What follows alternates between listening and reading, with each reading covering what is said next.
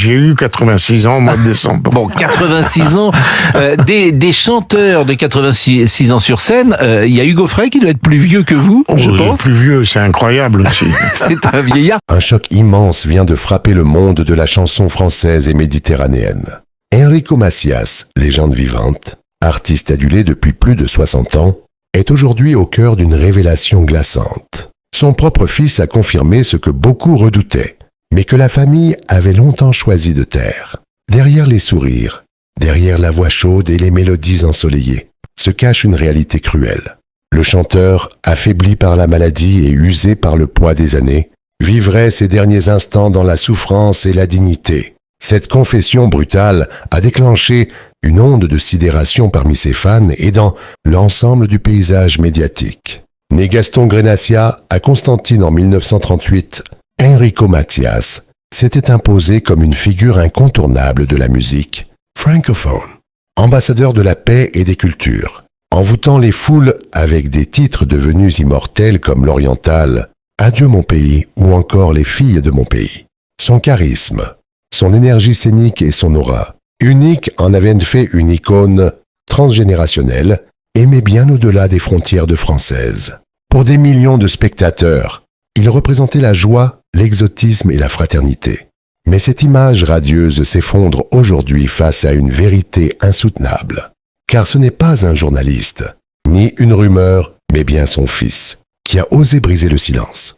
Dans une déclaration poignante, il a évoqué la fragilité et le MBA, le combat contre la maladie que mène son père, laissant entendre que la fin était désormais proche. Aussitôt, les réseaux sociaux se sont embrasés. Torrent de messages bouleversés, hommages anticipés, hashtags en soutien. Les médias, eux, parlent d'un tournant dramatique dans l'histoire d'Enrico Macias. Certains allant jusqu'à écrire qu'il s'agit là d'un adieu annoncé.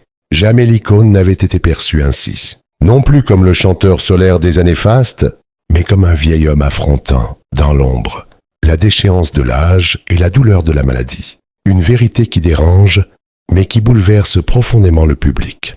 Le choc est immense. L'onde de sidération ne cesse de s'étendre.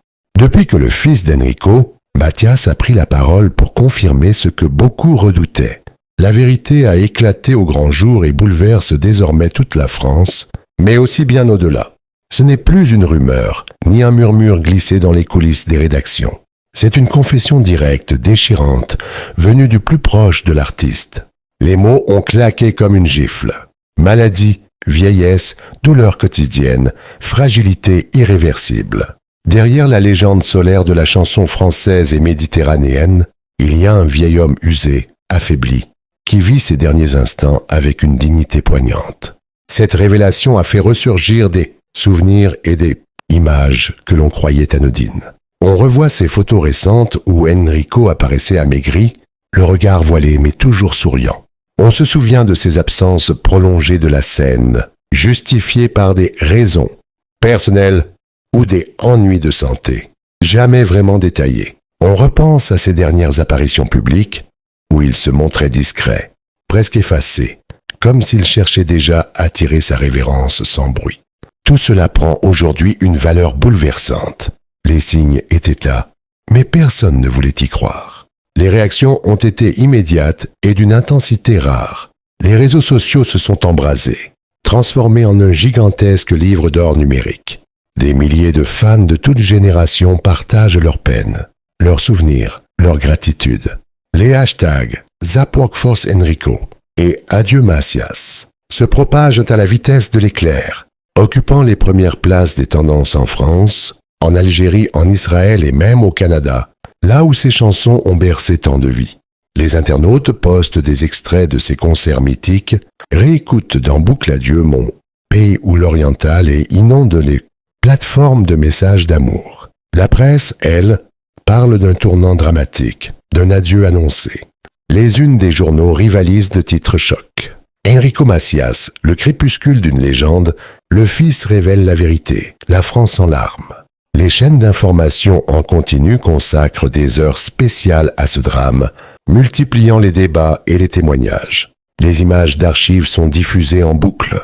Mêlant les triomphes d'hier et la détresse d'aujourd'hui, le contraste est saisissant, insoutenable. les réactions du monde culturel ne se sont pas fait attendre. De grands artistes de la chanson et du cinéma ont exprimé leurs émotions. L'un parle d'un frère de scène, un autre salue. Un ambassadeur de la paix qui a porté haut la Méditerranée et ses valeurs. Des politiques, eux aussi, prennent la parole. La ministre de la Culture évoque un artiste universel qui a fait vibrer les foules et rapprocher les peuples. Un député rend hommage à un homme qui, malgré ses souffrances, continue d'incarner la fraternité. Ces déclarations officielles donnent à la confession du Fils une résonance nationale, presque institutionnelle. Mais ce sont surtout les fans, anonymes ou célèbres, qui donnent la mesure du drame.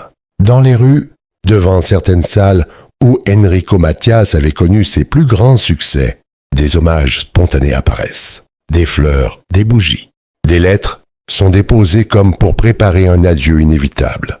Des témoignages poignants circulent dans les médias. Une femme confie qu'elle a rencontré son mari grâce à une chanson de Macias.